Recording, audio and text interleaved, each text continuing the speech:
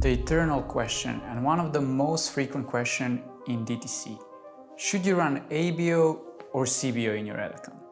Which one is better? Which one is going to give you higher ROAS? Which one is more stable? And how is now Advantage Shopping sales campaign playing in all of that? You'll find out by the end of this video. Let's start with what am I using for doing all of my tests. I'm using an ABO, where each test is a new ad set. So if I have 5 new tests a week, I'm doing 5 ad sets. I want each test to have a fair chance of receiving spend. If I use CBO, Facebook might favor 1 or 2 concepts, often based on click-through rate or average watch time or high thumbs-up ratio, which is not necessarily linked to the lowest CPA. My goal is not to find the most engaging ad. My goal is to find the ad at the best performance. Also, my goal is not to beat the winning ad which is already running in a CBO. I don't want an ultimate winner. I don't want an ad that's gonna necessarily suck all of the spend, and this is what's usually happening in a CBO. Probably that ad already has a lot of social proof and is very hard to beat by a new ad. So basically, you cannot compare rookie to an MVP. They don't even have a same starting position. Instead, I aim to identify a few additional supporting winners that exceed my target ROAS and support a couple of those main winners. Another reason why I avoid using CBO is that my testing campaign often functions as a scaling campaign, regardless of being labeled as a testing. This means I end up scaling each well-performing ad set individually. For example, one ad set might have a $100 budget, while another has $700, while third has $3K, simply because it's performing exceptionally well and I scale that ad set multiple times. If I try to use CBO and scale, I could end up unnecessarily spending on the tests that are not performing well, and I would not have control over the budget.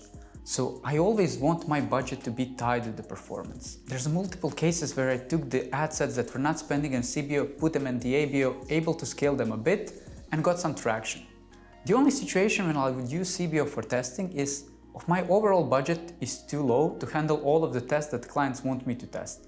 In that case, I would have a dedicated budget per each ad set, but even in that case, I would set up a minimum daily budget for each of the ad set.